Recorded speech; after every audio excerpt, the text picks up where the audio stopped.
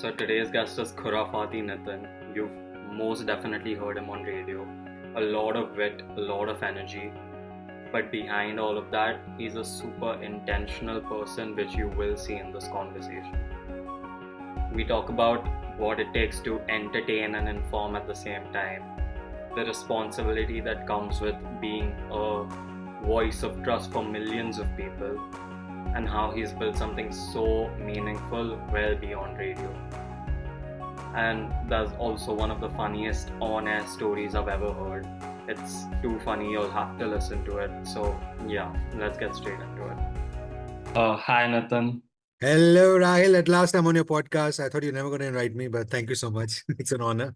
No, thank you so much for coming on, especially on a Monday start of the week. Super excited to have you. So, just for the people who don't know, can you tell the audience a little bit about what you do as one of the country's top RJs? So, radio in India is, it's something that I've always wanted to do. And I'm really glad that I'm in this industry because, different forms of entertainment keep coming in, whether it's OTT or whether it's, the other forms, the other electronic media like television or whatever. But radio has a charm of its own. And what radio in India does is that it's not an entertainment medium, it's an infotaining medium. So, there are ways of entertaining your audience on different radio stations, and all radio stations are doing a great job of that. But it's also to give a lot of information, right? So the idea is, people tune in for their usual traffic doors if they want to find out where there's a jam in Delhi, because I do a show in Delhi NCR, which is the capital region of India. And, so people tune in for finding out about traffic, about weather, about what's happening around the city, and also to hear a lot about Bollywood. Bollywood is the word when it comes to entertainment in India. And almost everything that's on radio usually is linked to the film industry, because those are the songs that we play, right? So radio in India is a very entertaining medium, and it's a lot of fun, not only for the listeners. I think most of the jocks who are on air um, you know, do a great job because they enjoy the medium so much. Also, a lot of international audience might not understand jock because that's a term that India uses, radio jockeys instead of radio presenters. So we call them radio jockeys. Basically, the idea is that the jockey rides a horse and we ride the airwaves. And that's how we call them, radio jockeys in India, RJs. So that's how radio is in India. And as I said, it is a lot of fun. It is a lot of hard work too. There's a lot of competition because there are a lot of stations. If you compare it to the US or other countries, there might be lesser stations, but still, because India is a very competitive market right now. So there's always a sort of a race who's going to be ahead. So it's a very dynamic medium. So every day there's a huge preparation, which we're going to talk about a little later. There's a huge preparation meeting that happens prior, one day prior, and then towards the evening, and then in the morning, right before you go on air. So it is a little tedious, but it's a lot of fun. Yeah. So I want to touch upon was this always the plan for you? Like, what was your, when you were my age, I'm 20 years old, what was the plan like at that point? So, Rahel, I never wanted to be a radio jockey. I never wanted to be on radio because I didn't know that it's a job, frankly. So we used to hear radio as kids. My parents would turn it on. I was always a music buff. I always loved listening to music. And I used to talk a lot. So I used to get scolded at home for talking too much and playing loud music. And I ended up in a job which now pays me for exactly the same thing that I was scolded for, right? So it's a lot of fun. But I never wanted to be a radio jockey because at that time, I didn't know that it could be a career. I always wanted to be an actor. So I started doing theater acting when I was 4 years of age, Hmm. and I was in school when I started doing theater. So all my life I thought that I'm going to be an actor. And the funny part is that when I moved into private FM, right, uh, the first offer that I got from private FM was for Mumbai. I don't know what clicked in my head, but at that time, also at that age, I decided, I said, you know what, I think Delhi is going to be a market which I'll be able to connect with more. Because, radio jockeys are not really characters or actors, Hmm. they're real people on air. So you need to be in a city which connects with you the most, right? And I understood Delhi in and out because I was born and brought up here. So I thought I'll make that move. Although I wanted to be an actor. So the place to be should have actually been Mumbai because, I could have done my radio bit and also met all these directors and all these production houses over there and probably have been on air on television or on the big screen by now. But I chose and I said that, I'm going to be over here. But as far as radio is concerned, how I landed up into it, so it's an interesting story. I was waiting for my college results. and I was just doing a part-time job somewhere. And my maternal uncle, my mamaji, as we call him in India, so Hmm. my mamaji suggested, he said, why don't you apply for this? Because he realized that I keep getting scolded for playing loud music and getting a scolding all the time for talking too much. And he said, here's a job, you could probably do this. So it was a part-time thing. And I joined over there, which was All India Radio. And I would get like half an hour of a show like in a week. So that was like 2 hours of broadcast in an entire month, right? And we used to get paid. I think I started at around 250 rupees for half an hour, and then it went up to 350 rupees. So which meant that I was earning around 1400 rupees a month, which was not something that you could it was not even a bare minimum to get past. So at that age, I was dating someone. So I would probably blow up that money in 2 days at that time. So I was like, this is not going to work out. So I thought, why not make it a part time? So I started doing other things. I was working. I used to work for an aviation. I used to work for the aviation industry. I was working with Jet Airways Cargo. That airline no longer exists. But then I also worked for Northwest KLM Northwest Airlines in India. So I was a profiler, as a lot of American audience and Canadian audience would understand. So I was a certified profiler. That's where I worked.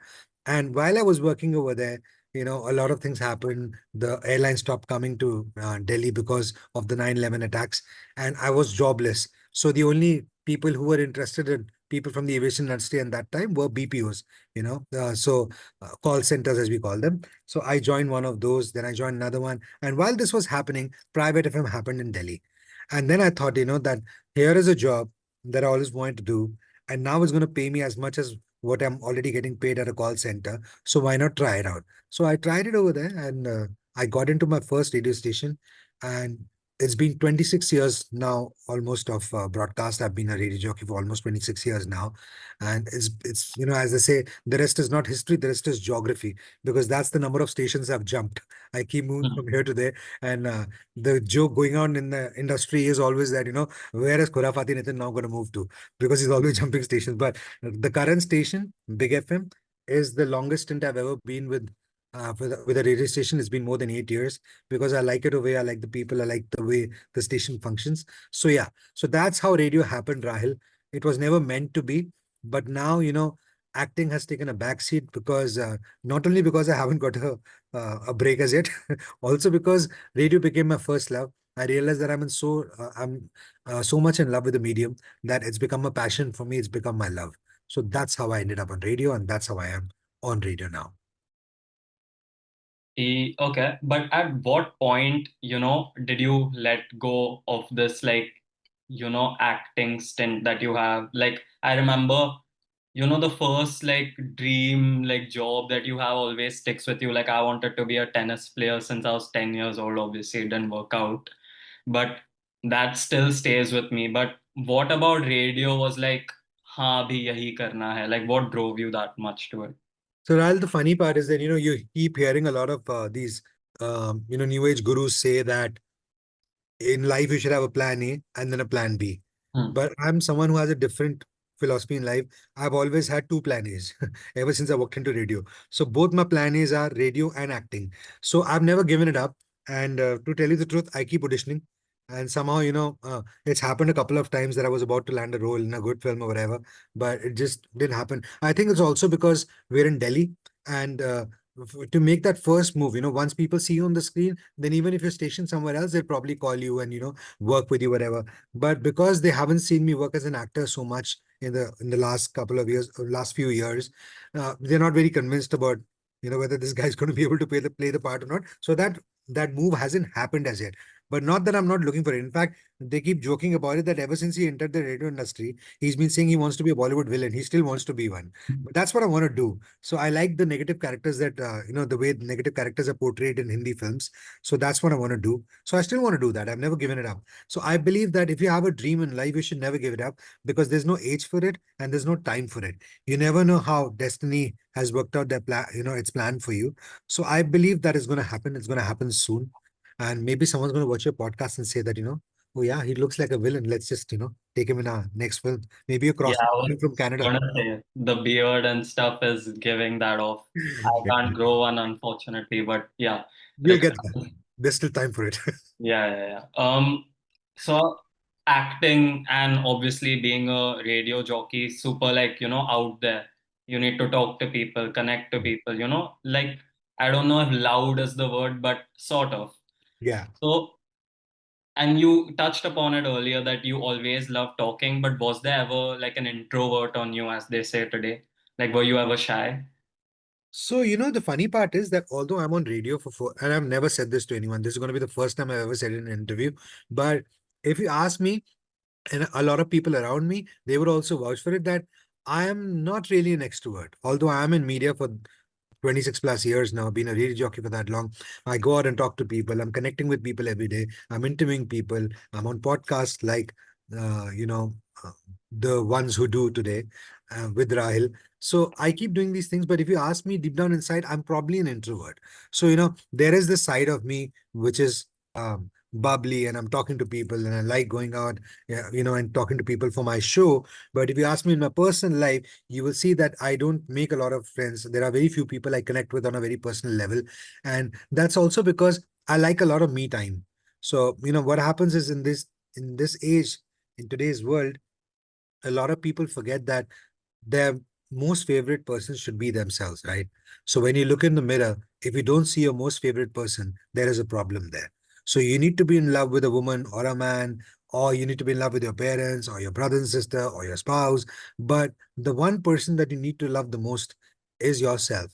And somehow I feel that I have mastered that art because I do love myself a lot and I do love spending a time with myself a lot. Because what happens is when you spend a lot of time with yourself, and I'm not trying to give you a lot of gyan over here, but I think it's a time for introspection because it sort of teaches you and it sort of makes you ponder over whatever you've done in your life till now, the previous day, the previous hour, and you know, it gives you a path to probably better yourself. So I like spending time with myself. In fact, I go for these solo drives a lot. And although I'm married now, been married for 10 years now, but my wife knows it that, and she says he luri luri karta hai, which basically is a slang for saying that, every time he goes out, he loiters around. Because, Hmm. if I ever go for a meeting and I'm coming back, they know that if the time to get there is going to take 1 hour, I'll probably take 2 hours because he's gone gallivanting here or there in his car and he's just driving around. So I like that time by myself. I like playing music by myself. And I just like being with myself. So, what was your question? This is the problem of talking to a Would radio you? jockey. No, like I asked, would you ever say that you Yeah, were introvert. shy? Yeah. Yeah. So if you look at all these things, you would probably almost label me a aloof person or a loner or an introvert. But while I'm on air, while I'm doing my job, while I'm connecting with people for my show, that's the time that you would see a very different side of me. I'm not putting on an act, but it's just that I know that the radio jockey in me wants to go out and talk to people. But once that show is done every day after post 11 o'clock, then I become Khurafati Nitin, the person, right? So, and that time I just like being by myself. I watch a lot of OTT, so I do it by myself. I'm just in my room and just in my house. So the only people who connect with me every day, and I like spending a lot of time with them every day, is my family. I'm a very family person, and given a choice, if I had to go out, I would go out only with my family because they after me, post me. I think they are my most favorite people. I Hmm. love myself the most and then them. So yeah, you could say that there is a bit of introvert in me, no doubt. And I guess, that's true for most media people. Also because you connect with people on a daily basis for so long that you need that time by yourself, with yourself. And so there is a little bit of introvert, I think, in every artist that you'll meet. Yeah. But what would you say to people? Like it comes naturally to some people, to turn that switch on, be out there, talk to people. What would you say to people for whom it's like an effort and, like stepping out of a box to do that? Like, what's the advice for them? For introverts to become extroverts or extroverts to become Not introverts? to become extroverts, but, you need to like, Connect with people. yeah, Yeah. just step So, out sometimes. Rahil, I would say that today's world is very different. There's a word that people keep referring to again and again and again, which is the way forward, is networking.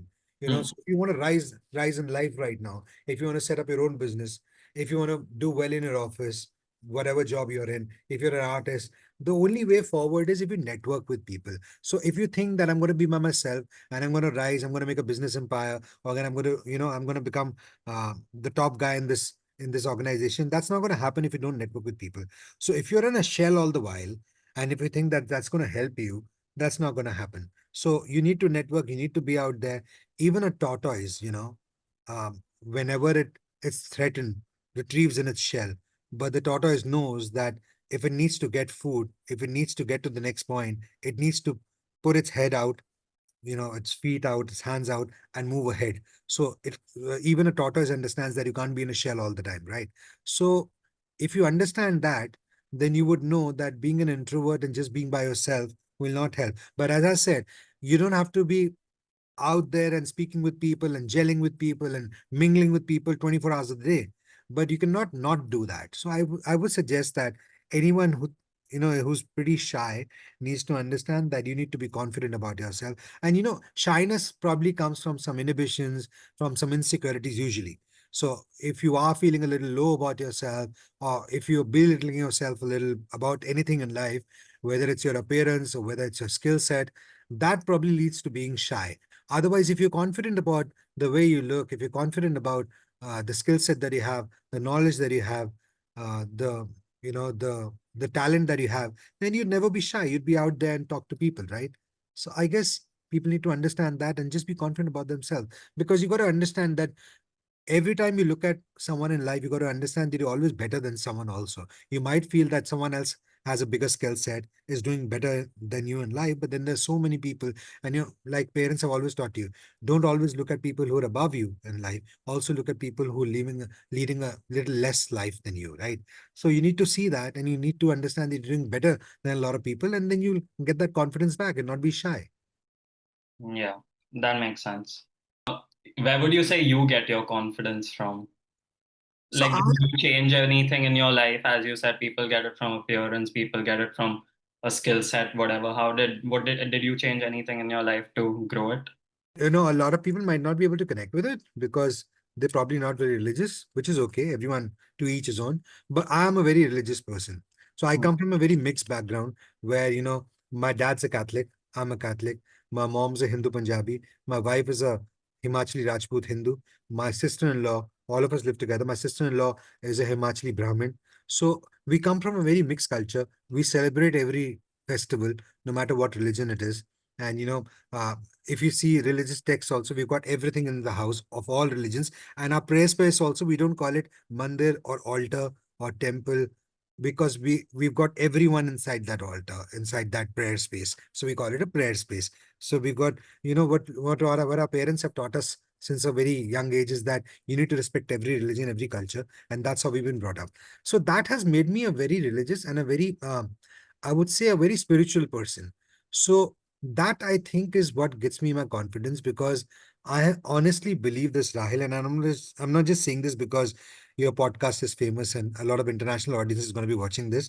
Not because of that, but I honestly believe in this, that whatever you have in your life, whatever you have today in your life is temporary, right?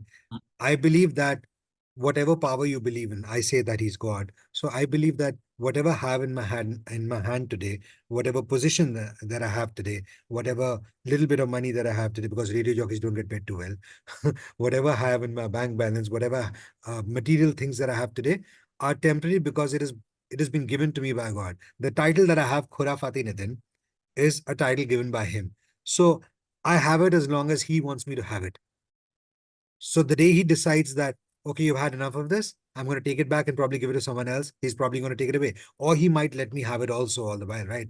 So I believe that whatever I have in my hand is given by him. So whatever is given by someone else and is not really your own, you can't be proud about it, right? You can't be haughty about it. So I just believe that uh, once you realize that, it puts a lot of things into perspective.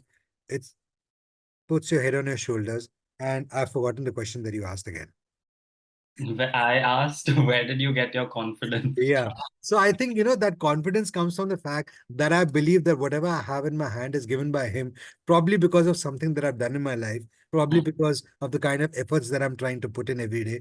Probably every time that I try my best not to hurt people. I try to do good to people around me. Maybe it's because of that I have whatever I have in my hand today, right? So I just believe that confidence comes that whatever I have, I probably earned it, and that gives me my confidence. But as I said, I'm never overconfident because confidence and overconfidence have a very thin line between them, right? So that's something that I keep a check on. That as I said, I keep my head on my shoulders, and I keep telling myself that you are doing well in life, or you are where you want to be in life. But if you want to get to a better place, you need to keep enhancing your skill set. You need to keep learning from others. So I keep myself open to feedback. A lot of interns that join us. There's an intern who just joined us yesterday. I was out on a shoot with him, and I kept asking him for feedback, and he was a little jittery because he thought that I'm probably trying to pull his leg. Because they start seeing you in a different light, that he spent 26 years in the radio industry, so he probably knows a lot. And I believe that I don't know a lot. I know a bit, and there's still so much to learn in every medium, in every field that you are in. So, so the confidence never turns into complacency for me at all. And I just feel that I am confident because of my desire to learn every day. So that's probably where my confidence comes from, because I know that if I don't know anything, if I don't do well in a particular sphere, I will learn, I will improve my skill set, and I'll get there also. So I think that's where my confidence comes from. Yeah, I think it's like you put it beautifully. Like you spoke about obviously like gratitude, and I feel like like it's a practice you need to like do consciously, because nowadays you like compare Yeah. with other people. And yeah, like that's what my parents tell me too, like you need to like actually see what's around you to know that that you should be grateful for what you have. And yeah, I totally agree with that. I just want to touch upon a thing that you said in the start about how being an RJ is like about infotainment, right? You said. So yeah, I was like super curious while preparing for this too. Like what's the dynamic like when you have to be bubbly, but you also have to, be credible. Like you need to influence change, but you also need to be entertaining. Like, do you know what I mean? Like Yeah, yeah. having both sides to it. Like, how do you do that? The trick or the key to it is that you've got to first of all stop thinking of yourself as a presenter, as someone in charge, and you've got to start thinking of yourself as a friend to the listener. Right now, it is a little tricky because what happens is most people, when they join radio, they come with this in mind that I'm going to talk to lakhs of people. The day you start thinking that you're talking to lakhs of people, there are hundreds and, as a very famous person keeps saying, millions and millions and millions and millions. You know who I'm referring to.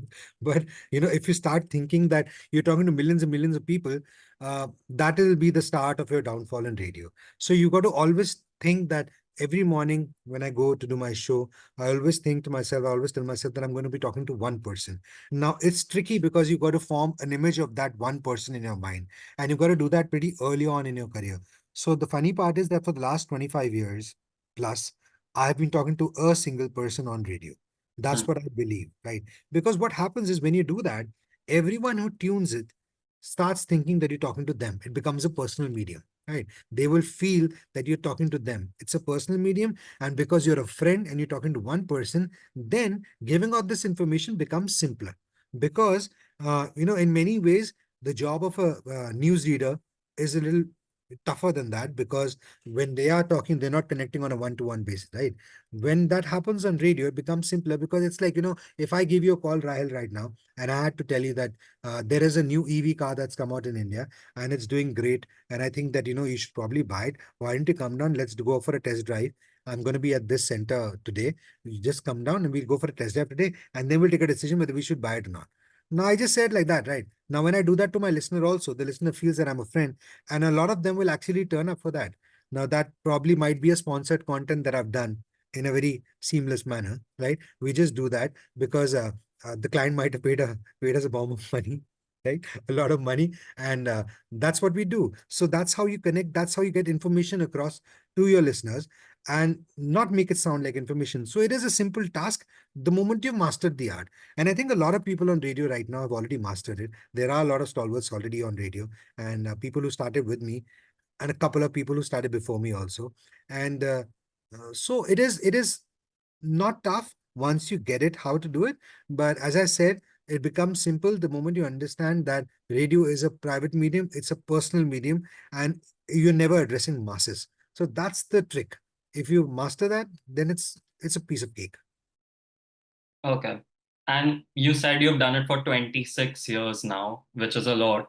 But Could you like think back to what it was like in the start? What was the preparation like to, be good at this? Yeah, so when it started, the fun part is that when I started with my first radio station, radio then was very different.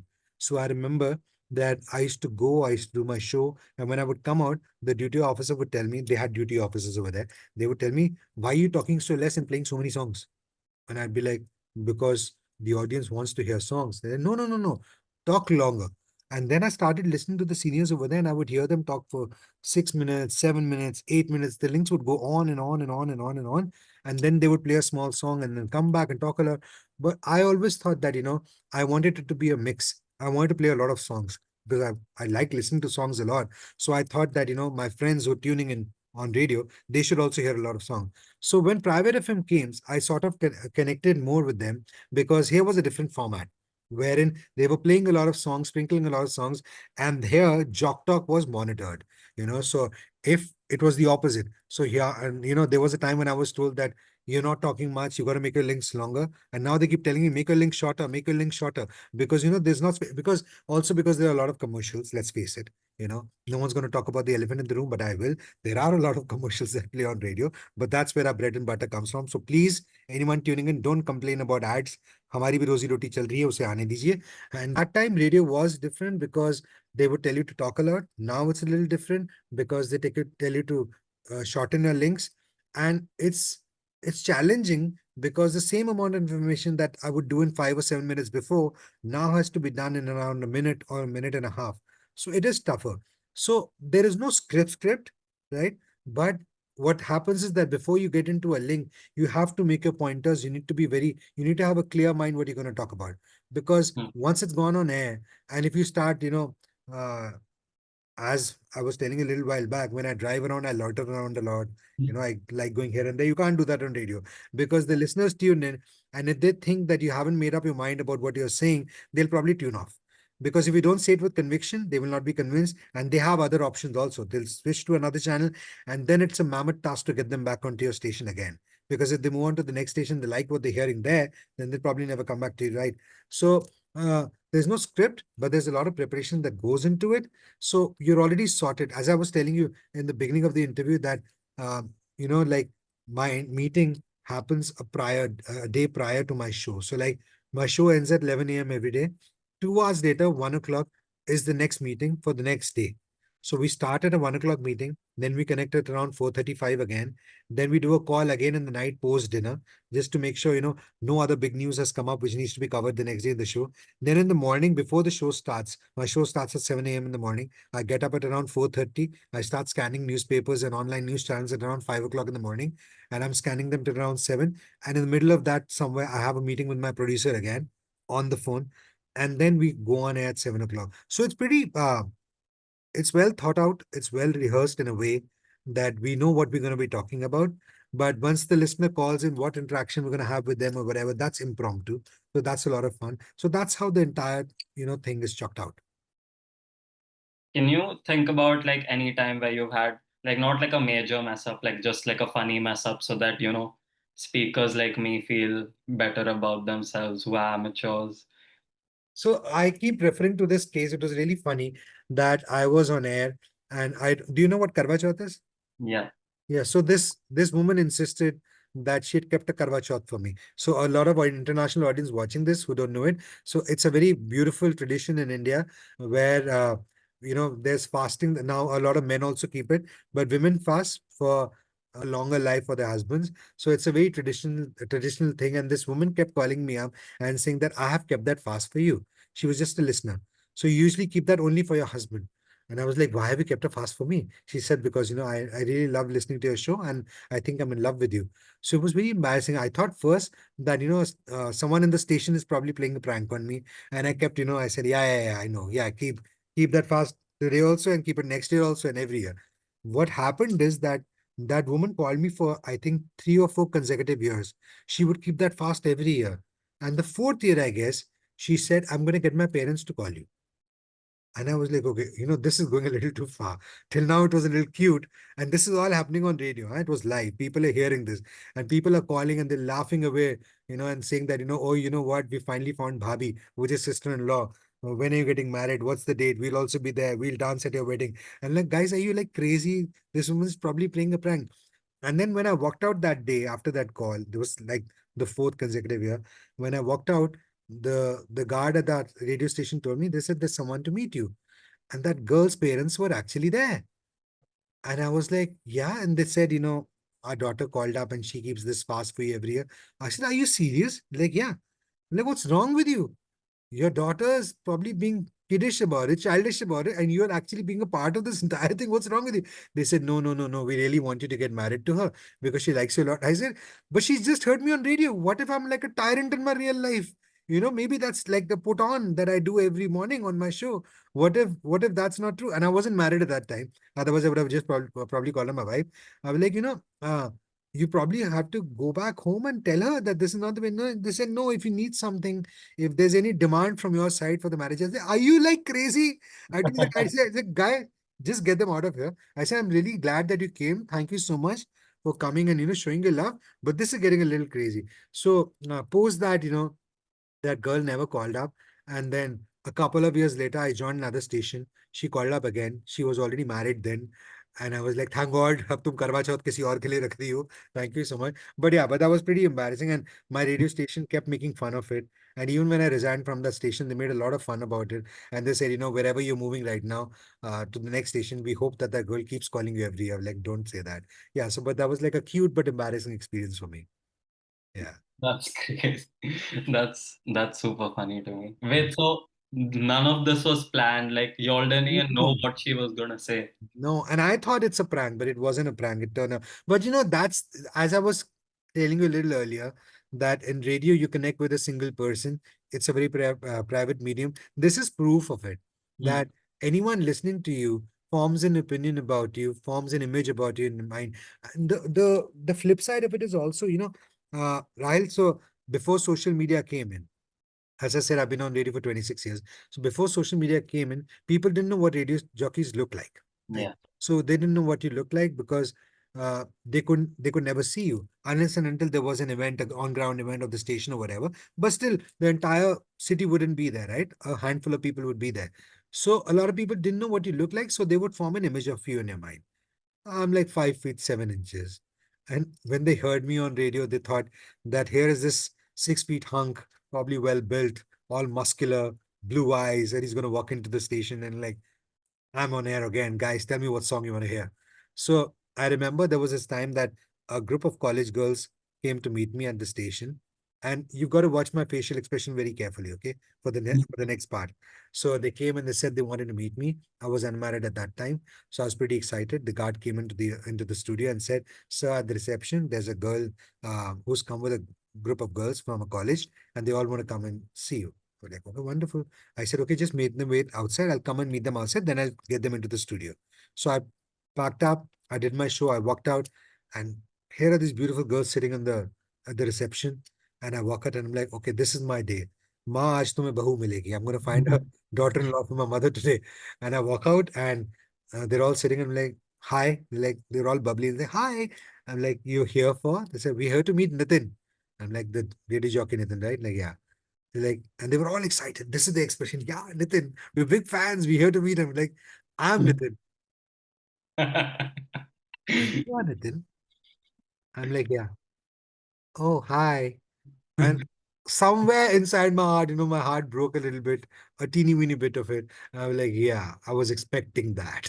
I was expecting that expression. But after that, of course, they're like, oh, we're big fans and all. But that expression changed completely because, because they probably thought I looked a little different. They hadn't imagined me like that. So over the years, I've also lost a bit of weight, close to, close to a lot. I'm almost like one third, not one third, probably half of what I used to weigh. So, I worked a lot on the way I look, not because I had a problem in the way I looked, but because it started having an effect on my health also. So the doctor said that, if you don't want to kick the bucket pretty early, you probably have to do something. So I would take one flight of stairs just to climb one floor. and I would have to take at least 3 or 4 breaks in the middle. That's how obese I'd become, morbid obesity as it's called. So I honestly believe that, I will touch upon this also right now, that uh, I hate people who body shame. And at that time, there were a lot of people who would mock me about the way I look. And I just feel that I never felt like losing weight at that time, because I felt that I was comfortable with the way I looked. I was pretty confident about the way I look, but it's just that I ended up losing weight because it started taking a toll on my health. And that's when I decided. So this is the message to everyone out there. It doesn't matter how you look, whether you're short, whether you're tall, whether you're slim, whether you're fat. If you are confident about the way you look, if you are comfortable with your body shape, then that's how it should be. You should never let anyone belittle you for that. And if you ever see someone doing that, then you should also probably step in and, you know, tell them that what they're doing is wrong. Don't let people mock people, make fun of people about the way they look. I just want to put that in there. So yeah, coming back to that. So yeah, so people perceive you in a different way when you are on radio. Right now, also, a lot of people haven't probably seen me on social media also. It's not like my entire audience is there. So when they meet me, sometimes they're pleasantly surprised. Sometimes they are surprised.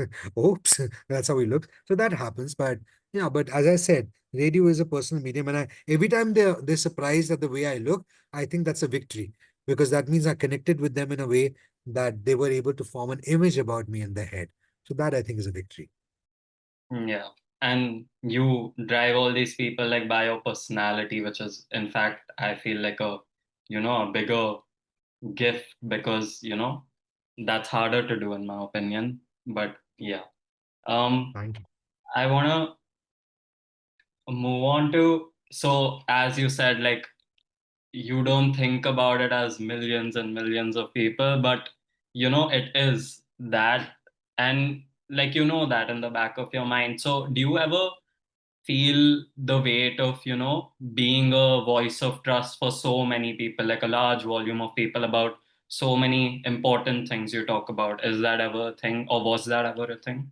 Absolutely, Rahul. Every moment of my life, not ever. I think that is a big responsibility, because whatever you say on air, for example, if you give some incorrect information, Hmm. like it might be a very small thing. If I mention that there is a traffic jam at Dholakwan, now you might Dholakwan is a place in Delhi, a big junction. So if I just mention that there's a traffic jam over there, now a lot of people might take a detour and move away from there, because they're like, we just heard on radio that there's a jam over there. We want to get quicker to where we're going, so let's just take a detour. Now it might just sound like a small mistake in case we've given her information which is not true, right? What if there's no jam over there? Now, because that person took a detour, imagine he took a longer route which is 2 kilometers longer. He was going for his job interview, a dream job. He reaches 10 minutes late and loses out on the job because of it, right? And never gets his dream job again. Now, you were trying to give correct information, but you ended up giving false information. And because of that, someone actually lost out on an opportunity that he's been waiting all his life. Now, you never intended to do that, right? But it happened because of what you said on air. So I guess that puts a lot of pressure on your shoulders. Like, I'll tell you, the kind of radio that I do now is that I'll take up a lot of CSR on radio, corporate social responsibility issues, right? So there are a lot of purpose-driven initiatives that I take up on my show on Big FM, and kudos to Big FM that allows me to keep doing these things. And I do that because in India we believe that media is also a pillar of democracy, one of the pillars of democracy, and so it's a big responsibility that media has. And if you don't use that medium that you're on as a podium for people to come and voice the problems that they have, or to take up issues that are closer to their heart, then I think you're not doing justice to the medium, right? So I take up a lot of issues, whether it's safety for women, whether it's sanitation, cleanliness in the city, whether it's, for example, I took up an initiative a little while back, which was a very simple initiative, that I started telling people that every time you hear the siren of an ambulance, just move to the next lane on the left. Because in India, yeah, so a lot of international audience might not understand, but in India, if you're coming in traffic, then the left side of the road, which is the left part of the road, is usually going towards that side, and the right side comes this way. So when you tell people move into the left lane on the road, with what you're basically doing is you're clearing out the extreme right lane.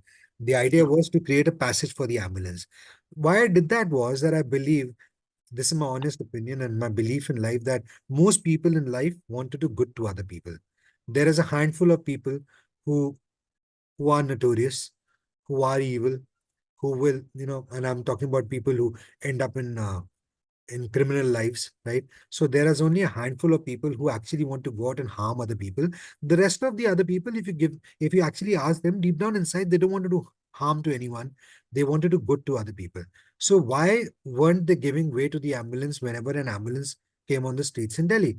So I figured out that most of the times people were so engrossed in their own life, the kind of stress that people are going through, that whenever they heard the siren of an ambulance, they mostly, what happened was that they just froze.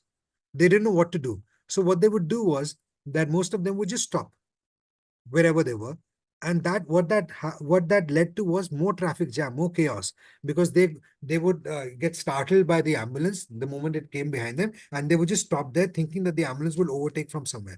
So I made it simple for them. Just put a simple thought in their head that every time you hear it, just move on to the next lane on the left, and that created a sort of a passage. Rahil, it became such a big campaign in Delhi. It ran for, I think, around 7-8 months in Delhi. It became so successful that I also was one of the pioneers who created something known as a green channel in Delhi. I partnered with a hospital wherein we got a donor organ from the airport delivered to the hospital in Gurugram from the airport, because we were able to create a green channel where the entire overtaking lane from the airport to Gurgaon was cordoned off, and we created the channel so that the organ was transported in record time from the airport to the hospital, and the person who was receiving the organ, received it on time and is leading a healthy life now. Wow. Similarly, when we ran this entire campaign for telling people to move into the next lane, it became such a huge success that we got thousands of calls. We got calls like every day, and the entire number totaled into thousands, where people said that, we have actually noticed this, that people have actually started giving way to the ambulance in Delhi. And that was a paradigm shift, because if you come and have a look at it in uh, in Delhi now, Rahil, and if you actually ask someone what the scene was around 15 years ago, they would vouch for it, that yes, people actually make way for the ambulance now. Still, there are a lot of people who, sometimes are confused, or they still don't give way to the ambulance. But so that's like an ongoing thing. We keep educating people, we keep telling them to move to the next left lane. But there was a shift, and people started giving way. So I think that is a big victory. And so that is the reason I keep taking up such issues on air. Issues that are close to the hearts of people, issues that matter.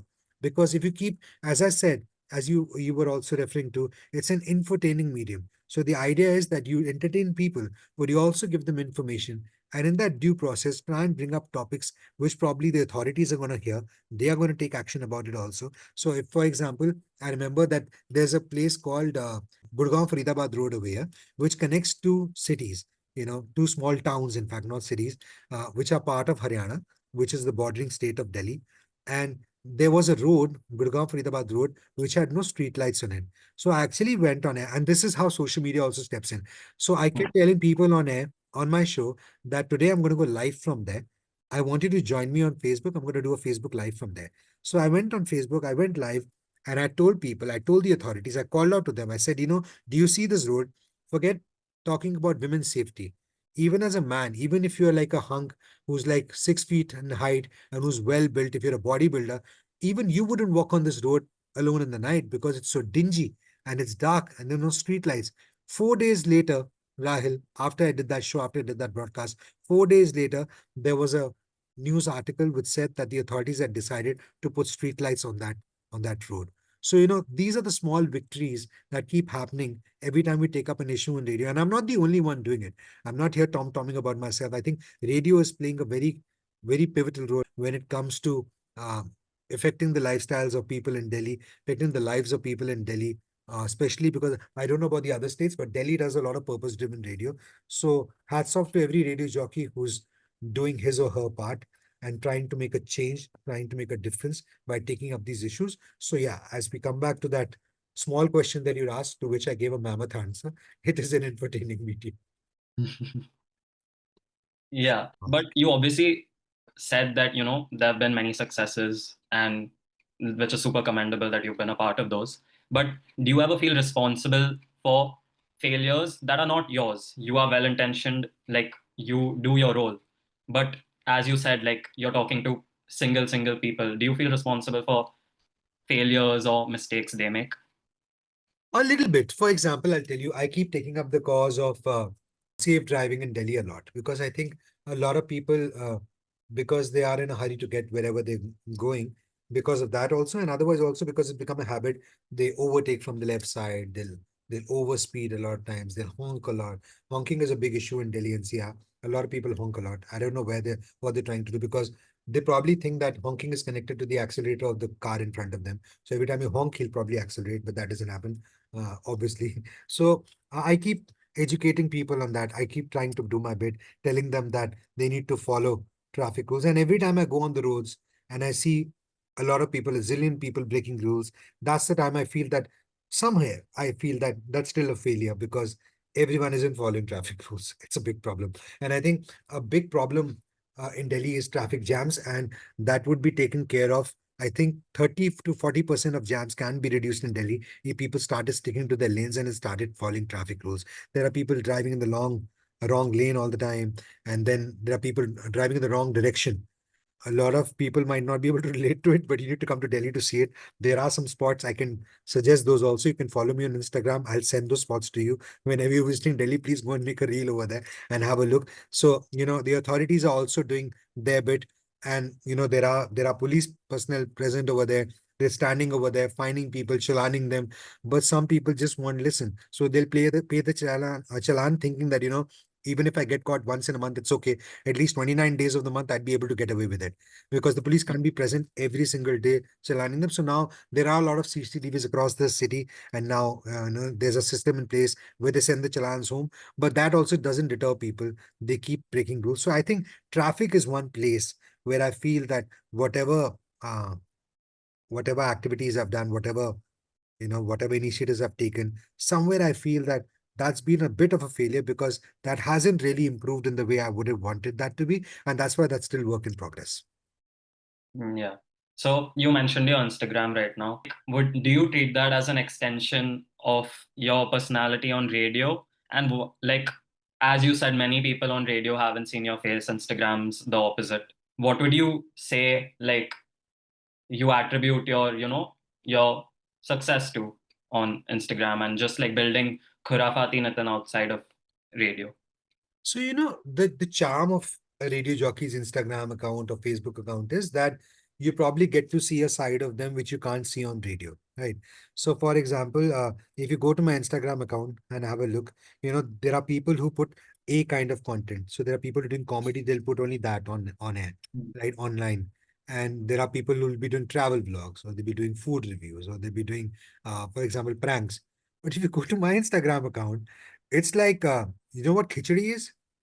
Yeah, khichdi. So basically, just put everything in a box, just shake it up, and that's my Instagram. So as I said, I put anything that I want to on Instagram, but I think that's also the charm of it because if I go out, if I eat something, if I like that, I talk. I'm a big foodie, right? So I talk a lot about food. So a lot of the blogs that you see on my Instagram, a lot of the posts that you see, the reels that you see over there are all connected to food because that's my second love. So if I hadn't been an actor and a radio jockey, I would have probably been a chef. So that is why I put a lot of content about food over there. A lot of times also, I put out content which is connected to what I do on air. So that becomes an extension of my radio show also at times. So your question was whether it is an extension of my personality on air in many ways, but it's a mixed bag. So I talk about what I do on air also over there, but I also talk about my personal life. There are a lot of videos and a lot of posts over there with my wife, with my mother, with my brother, my sister-in-law, my father. So every time I feel like just telling people something. That is why I kept saying that whenever I do a show, I don't do a show for the audience. I do it for my friends. So Instagram also becomes that extension in a way because I feel that whatever I want to show my friends, I'd probably go and show them. Now, a lot of people might not agree with that because social media, they say that you got to be wary because the entire world can see it. So I am careful about that. I don't put out a lot of personal information in the sense that, for example, if I'm traveling somewhere, I'd probably record a lot of reels, but I'll not post it while I'm traveling. So when I'm back from there, then I'll post it. So I don't do it real time. But yeah, I like sharing whatever I'm doing in my life. I like my listeners to be part of it. In fact, when I got married also, a lot of people told me in the industry that you shouldn't put it out that you're getting married, because that sort of, will move the female audience away. I was like, that's not true. 99% of women listening to me don't get married to me. They just listen to me because, apart from that one person, keep karwa chauth. Yeah, the rest of them just think of me as a friend, or probably a brother, or maybe the boy next door, or the man next door, or just a colleague. That's the kind of image that they have in mind. And that worked in my favor, because when I spoke about my marriage on air, I actually talked them through it. I told them that I'm engaged now, and this is where the marriage is planned. I talked them through it, and I told them, I didn't tell them where I was getting married, because I didn't want to end up paying a lot for the catering charges. What if the entire Delhi turned up? So, uh, so I kept them aware of it, and then I posted my wedding pictures also online, and I made my Insta audience and my Facebook audience also aware of it. That yeah, I'm married now. So I think it's just that the more you open out to your audience, the more they become a part of your life. And that's true on Instagram also, because most people who follow me on Instagram are following me because I am the radio jockey Khurafati Nitin, not because they know me as a content creator. So once they know me as Khurafati Nitin, they come onto my Instagram page, and then they realize, yeah, he does a lot of different content also, and then they start liking the content. Yeah. So I hope I have answered your question. Again, Yeah, definitely. again, And like, in the words of my wife, I meant luri luri in that question. no, but totally, like, and interestingly, like everything you do on Instagram, what you just explained is super, marketing, like coded, like talking to the consumer, building community. But like you explained it, like it's a part of you. You're doing it because it's you, which is super interesting to me. Yeah. But like now I want to touch upon like many people know you as Khurafati Nitin, and you built a space for yourself and a successful space for yourself. But I remember on a show like I was watching while I was preparing for this, you said that people didn't see being an RJ as like a real job, and they let you know that, right? Yeah. And you mentioned that it did bother you a little bit maybe at that point. So True. like obviously now that you've built so much out of it, what does it feel like knowing that you have proved those people wrong? So, it's very interesting that when I started radio, so I always believe this, that every time someone comes and says something to you, you shouldn't react in the heat of the moment. You got to go back, think about it a bit, and then probably come back and give them a piece of your mind, or if you want to talk it out. Because now when I think back about it, they were probably right in a way, because they didn't know the career as a career, because all they'd seen was, as I told you, when I started off as a radio jockey, I would get paid around 250 rupees for half an hour. Mm. And it went up to 350, which was 1400 rupees a month. So they knew that it was never a career. So when private FM came in, they were a little naive about the entire thing. They didn't know that it's now become a career where you can actually earn a salary, and it can become your full-time job, right? So, but it did hurt me at that time, because I know I don't want to name them, because I'm sure a lot of them will watch this podcast. So there were a few relatives who would actually come up and say to me that, so what are you doing these days? And I'd be like, oh, I'm on radio. I do this show. Like, oh yeah, that's okay. But what do you do for a living? What's your real job now? And I'm like, that's my real job. Like, really? And they would just smirk and just walk away. And that sort of hurt me, because I believe so much in the medium. And I just thought that, they were probably belittling my job. But now then I think about it, I'm just thinking that maybe they were being concerned. Maybe what they meant was that they didn't know that it's a real job. They didn't know that it pays as much as a regular job would. And maybe they were just being concerned and thinking that, dude, don't keep it as a full-time career. Just keep it as a hobby, keep it as a part-time, and get another job so that, you can earn a living. So a lot of times, people react in the heat of the moment, and that's what probably breaks bonds, breaks relationships. And a lot of the younger audience, this is just my advice to them, that I understand the world is pretty fast right now, and it sort of requires you to act here and now, right now in this moment. But when it comes to relationships, when it comes to your relatives, your family, your friends, your colleagues, my suggestion is, even if you feel bad about something that they've said, don't react there and then in the heat of the moment. Take a little while, think about it, then go back and discuss it, and then probably counter that, because that'll just help you build a strong foundation around you of people who are always willing to stand by you. Hmm. Yeah. Yeah, I mean, I can sort of relate. Like, I've never spoken about this to anyone, but so I study in Canada, as I told you. And like, I don't know if it's what the thing is, but like, whenever I'm talking to, a local over there, it's like, it's not coming from a place of harm, which is why I relate to you. Like, I see kind of where they are coming from. Like, when I'm talking to them in English, they're like, oh, how do you know English? You're from India. I'm like, Yeah, but I speak in English. That's You tell them, dude, we speak better English. Come. I'm like, yeah, like that's what I talk. That's my first language. They're like, oh, but do you not speak Indian? I'm like, what's Indian?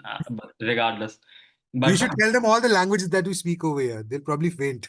yeah. Tell them all the languages. Ne? If So you're talking about speaking Indian, you'll have to speak all these languages. yeah, so I agree with you. Like initially that did bother me a bit, but that comes from like what you learn, and they don't teach people about that over there, like about, you know, Probably just a little naive about it. I mean, yeah, there's no exactly. information about it. Probably mean no harm. Yeah. Yeah, exactly. So that's what I like relate to you with on. And yeah, so I also wanted to touch upon, like, as I said, like now that you've built so much out of it, do you ever think back to that and like feel good, or is that like something you've just let go? I probably have let go in most cases, but there are a couple of relatives. Hmm. Now comes the twist in the story, who still ask me, Hmm. "ये कब तक करेगा? Till when are you going to do this?" I'm like, "मतलब, like, aren't you thinking of getting a real job?" And I just look at my mother like, "Is this guy for real? After 26 years of radio, he's still asking me, are you not going to get a real job? This is my real job." So, if you ask me, yeah, it pains me that those people, those couple of people still haven't changed. They still think I'm not doing a job. They think I'm a good for nothing. I'm just whiling away my time playing music, talking to people. So they don't think of it as a job. So yeah, that probably hurts me a bit. Not hurts me, bothers me a bit. And it probably also, it makes me sympathize also. It makes me feel sorry for them that they don't understand the media industry. We're living in a world where if you ask anyone whether that kid is 5 years old or it's an 80-year-old man, he'll probably be aware of everything because the age of the internet, right? People have information on their phone. So anytime anyone wants to find out anything, they'll just Google it. So people are aware today, right? It's not like 20 years ago where you wouldn't have information. And in this age, when people still are so naive and so ignorant, not even naive, about a particular industry, I just feel sorry for them. That's about it. Yeah, no, but you've definitely like, as I said, done so much out of this. Like even like not even looking at numbers, like just connecting with people on such a deep level where you make them laugh. You made me laugh on this podcast. You spoke about a record you made earlier. I'll just let you know that you've set a record on this podcast. It's the first time I've laughed out loud. Not because like I'm not like because it's like hard to make me laugh or anything. Like usually I'm just like stressed out during these, but yeah, you've broken through that. So I'm that's glad. another record. Thank you, But Raj. what would you tell young people who look at the numbers and look at stats and just, look at these sort of things and say, they look at you and they're like, oh, I want this. I want the following. I want instead of the flip side, oh, I want to connect with people. Like, is that the right mentality to have, you would say? Very valid point, Rahil. And I think what you've said, you've hit the nail on the head, because a lot of people today, and especially with the advent of social media, most people are just bothered about how many likes they've got, how many follows they've got, how many shares they've got. And I see a lot of people around me who are so perturbed by it that, you know, their life becomes chaotic after a while, because all they're doing day in and day out is just checking their phone to see how many likes they've got, how many likes have been updated, and they'll probably start calling people up and say that, why don't you share this? Mera content viral nahi ho raha hai. So once you fall into that trap, no, there's no coming out of it. And you Mm. rightly said it, the emphasis should be about speaking your heart out, about creating good content, about creating things that you want to talk about creating content that pleases you, that gives you a sense of well-being, that makes you happy. That should be your priority, not that how many people are going to share this or how many followers I'm going to have. And once that happens, once you start doing content which is dear to you, once you start doing content which you feel about, once you start doing content which you believe in, then the followers and everyone else will follow in, because the audience is very smart. The audience is intelligent. If they see you doing something which you aren't sure about, which you aren't confident about, they will probably figure it out and never come back to your page, never come back to your handle again. But if they see you talking about something that you believe in, that you are so keen on talking about, then they will keep coming back to your Insta handle or your Facebook or whatever, because they know that this guy or this girl speaks the heart out. Also, the key is consistency. Somewhere I have learned that pretty late when it comes to social media. So I would put a post out there and then forget it for like 15 days. And people kept telling me in my Big FM kept telling me, my people at Big FM, that, what are you doing? And my brother kept telling me, my wife kept telling me, they said, your social media profiles will never take off because you're so inconsistent. Why don't you post anything online? And I'm like, I post when I feel like. They're like, yeah, but if you really care about people who follow you, then you've got to keep giving them content, even if it's a post every day. You've got to do it every day, because they are coming with that hope that they are going to see a newer side of you, a different side of you every day. So when they come back to your channel, it's your job to give it to them. I'm like, why? Like, it's very similar to your radio station. Whenever you go on air, you do a great job, you do a great show, because you feel that responsibility towards everyone who tunes in. Hmm. Similarly, you should feel responsibility towards everyone who follows you on social media also. And that struck a chord with me. I'm like, oh yeah, it's the same thing. And that's where I started posting content regularly. So people should just be bothered about consistency and about posting about what they believe in. And I think the followers and the likes and the shares will just follow through. Right. So I just want to end it on, you said again that you've done this for 26 years. That's a long time. But is there like boredom, I guess? Is there any of that? And like, what do you see like your end goal or your dream to be for Khurafati, Nitin? So, Rahil, this is not the first time I'm being asked this, and I'm going to repeat my answer. So, I said this earlier also, I'm going to say it again, that, I breathe radio, Hmm. and you can never get tired or bored of breathing, right? Because the day you do, you cease to exist. So, I breathe radio, radio is within me, and that is the reason that I enjoy every moment of being on air, and I love being on radio. So, that will never happen. Uh, Hmm. Having said that, where do I see myself from here? Where do I see myself going from here? What is my dream? What is the future in it? As far as radio is concerned, I definitely know that I want to be on radio as long as I can, till the stations want me, and till God wants me to have this opportunity of being on air. So that is something that will go on forever.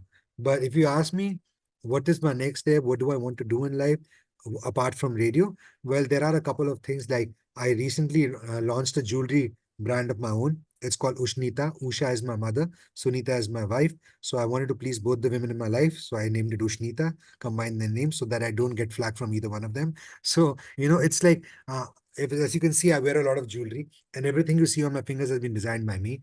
I do my own designs, and I, I wanted to start a jewelry brand of my own, but I realized that gold is too expensive. So if I made any SKUs, if I made any jewelry pieces, I would have to spend a lot of money. So I thought I'm going to bring the price down a little bit, and I started doing jewelry in silver. So I design jewelry in silver, and these are exquisite single piece edition jewelries. So we make one piece of it and we never repeat the piece again. And so I started doing that. So I want that to do well. And the other thing, of course, as I told you, I have two plan A's in life. One plan A is, of course, radio, and the other plan A is acting. So I'm really hoping that I get that big break, and I come on the big screen soon. And I'm hoping that some directors go and watch your podcast and think that, yeah, this guy looks like my next villain, and he'll probably take me. So that's what I'm hoping for now. Yeah, definitely. I mean, like I think you would do great on it, and hopefully, I see you as a villain, and I'm sure you can do many other roles too. And Thank then I can, brag to my friends that, oh, this guy taught me so much. you. But Thank you so much. Thank you yeah, so much. I've had so much fun recording this. Like, yeah, you made me think, you made me reflect, you made me even laugh. It's been great. I hope you had fun too. Absolutely. I had a lot of fun, and while usually interviews seem like interviews, this felt like a chat. I honestly felt that I'm talking to a friend much younger than me, but I think I connected with you in such a big way because uh, you are a very sensible person. That's what's come across. It's the first time I'm talking to you, but you come across as a very mature person, and the way you handled the entire conversation was so wonderful that it never felt like an interview. So kudos to you for that. Yeah, thank you so much. That means a lot. Thank you for coming on and thank you for doing this. And yeah, I hope you like it when I put it out too. I'm gonna love it, I'm sure. The ones who do, that's what you call it. So जाते जाते I'm gonna wrap up in my own style, right? तो भैया आपको बड़ा मजा आया होगा आज का पूरा पॉडकास्ट देखकर. The ones who do, the ones who do, right? यही नाम है इसका. हाँ, द वंस हु डू. बड़ा प्यारा पॉडकास्ट है, इसे राहिल होस्ट करते हैं. और इनका सिर्फ यही पॉडकास्ट ही नहीं, जितने भी इन्होंने बाकी पॉडकास्ट किए वो भी जाके देखिएगा, दोस्तों के साथ शेयर कीजिएगा, because you get to learn a lot. और आप मुझे सुन सकते हैं 92.7 बिग एफएम पर दिल्ली में जब भी आप होंगे, सुबह 7 से 11, मंडे टू सैटरडे. मैं हूँ खुर्राफाती Nitin. God bless. That's a wrap on the ones who do.